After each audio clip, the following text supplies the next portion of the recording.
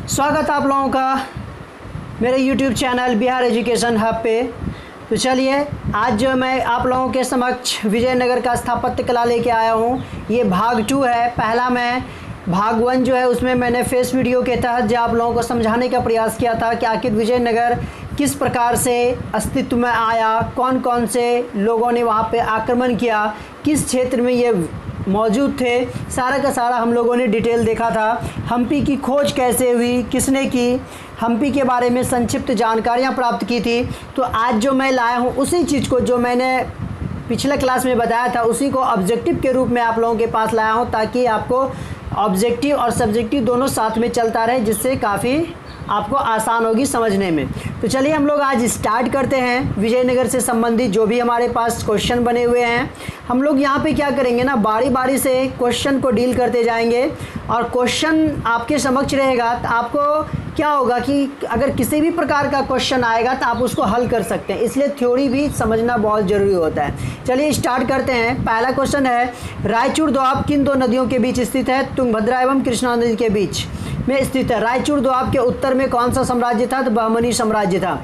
रायचूर दोआब के दक्षिण में कौन सा साम्राज्य था? तो विजयनगर साम्राज्य स्थित था। बहमनी शासकों ने विजयनगर राज्य को कब ध्वस्त किया था? तो 1565 ईस्वी में ध्वस्त किया था। विजयनगर की स्थानीय मातृ देवी के नाम से किन्हें जाना जाता था? तो पंपा देवी को जाना जाता था। हम्पी किसे कहा जाता था? तो विजयनगर को कहा जाता था। ईस्ट इंडिया कंपनी ने किसे हराकर विजयनगर को मद्रास प्रेसिडेंसी में शामिल किया था? तो उत्तर होगा इसका टीपू सुल्तान। विजयनगर का सर्वेक्षण मानचित्र किसने तैयार किया था? तो कर्नल कॉलिन, देखिए यहाँ पे गलती हो गया, कॉलेज नहीं होगा, कर्नल कॉलिन मैकेंजी होगा। यहाँ पे आप लोग इसको कवर कर लीजिएगा। नेक्स्ट है, ए फॉरगटन अंपायर के लेखक कौन थे? तो लेखक थे सिवेल। सिवेल विजयनगर के किस जिले के कलेक्टर थे? तो वो बेलेटी नगर के जो थे ये कलेक्टर थे।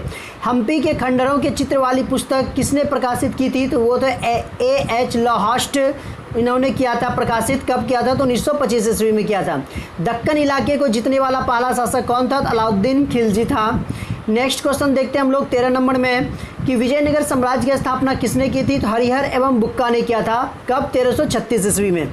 तो चलिए मैं यहाँ पे आप लोगों को थोड़ा सा बताना चाहता हूँ कि जो विजयनगर साम्राज्य की स्थापना किया था ये हरिहर बुक्का ने किया था। ये देखिए विजयनगर साम्राज्य में 4 वंशों ने यहाँ पे राज किया था। उसमें से पहला वंश है संगम वंश। इसी संगम वंश के तहत जो है हरिहर और बुक्का प्रमुख राजा थे इसके।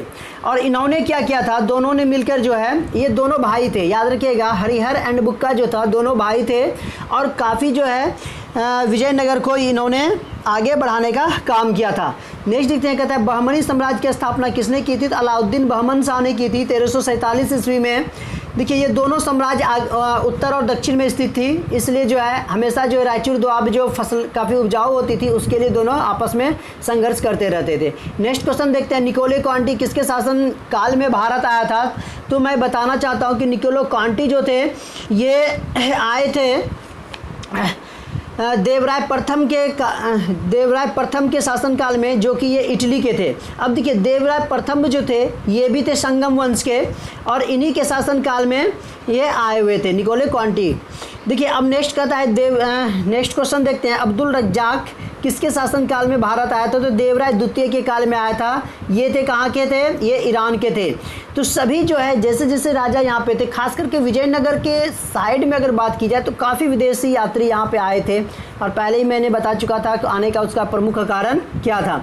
नेक्स्ट कहता है सालू वंश। देखिए अभी हम लोगों ने संगम वंश देखा, उसके बाद सालू वंश है, ये दूसरा वंश है। 4 वंशों में ये दूसरा वंश है और इस वंश का संस्थापक जो था वो था नरसिंह। हाँ नरसिंह थे। इन्होंने आए और आने के बाद जो है लगभग ये 1486 में ये आए थे और 1505 में जो है यानी कि 1505 ईस्वी में जो क्या ये यहाँ पे रिटायर हो गए थे, मतलब सालू वंश खत्म हो चुका था। सालू वंश के संस्थापक नरसिंह थे। उसके बाद कहता है तुलु वंश का संस्थापक कौन थे? तो देखिए तुलु वंश का संस्थापक जो थे वीर नरसिंह थे। जस्ट सालू वंश के बाद यही आए थे। 1505 से लेके 1509 ईस्वी तक इनका शासन रहा था और तुलु वंश का संस्थापक हम लोग अभी देखें कौन थे? वीर नरसिंह थे। कहता है इन्होंने 4 वर्ष के शासनकाल में क्या किया था?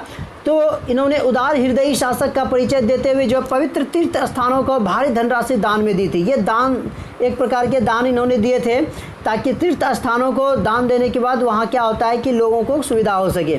नेक्स्ट क्वेश्चन देखते हैं, विजयनगर का महानतम शासक कौन था? तो महानतम शासक की बात अगर किया जाए तो ये कौन थे? कृष्णदेव राय थे। ये कृष्णदेव राय की तुलना की जाए तो ये किस वंश के थे? तो यही तुलु वंश के थे। और इसके शासन काल में कहता है कि विजयनगर जो है काफ़ी प्रगति की थी, और प्रगति करने में हम लोग किस प्रकार से इन्होंने किया था वो भी देखते हैं। कहता है कि इन्होंने कृषि के क्षेत्र में उन्नति करवाई, तालाब नहर का निर्माण भी करवाया, और विवाह कर जैसे जो अलोकप्रिय कर था उसको भी समाप्त कर दिया। मतलब विवाह पे कर लिया जाता था उसको भी इन्होंने समाप्त करवाया था कि कृष्णदेव राय ने। कहता है कि इसके पास 2 रानियाँ थी, एक का नाम था तिरुमला एवं दूसरे का नाम था चिंता देवी था। तो कृष्णदेव राय को ने क्या किया था? स्थापत्य कला को भी प्रोत्साहित किया था, और इसने अपनी मां नगला देवी के नाम पर नागलपुर नामक नगर की भी स्थापना की थी। कहा जाता था कि इसने विट्ठल स्वामी मंदिर जो है, हजारा मंदिर, पंपा देवी मंदिर का भी निर्माण कराया। यानी कि हम लोग देखिए विट्ठल मंदिर जो होते हैं ना और पंपा देवी मंदिर का निर्माण कराया था। ये काफ़ी महत्वपूर्ण मंदिर पाए जाते हैं। आगे हम लोग देखेंगे किस प्रकार का इन मंदिरों में कैसा कैसा ये स्थापत्य कला हुआ था, वो हम लोग आगे पढ़ेंगे। कहता है इसके काल की बात की जाए तो यहाँ पे पुर्तगाल के एक विदेशी यात्री थे, एडुवर्डो बारबोसा एवं डिविगनेस पेइस, कृष्णदेव राय के काल में यहाँ पे आए थे।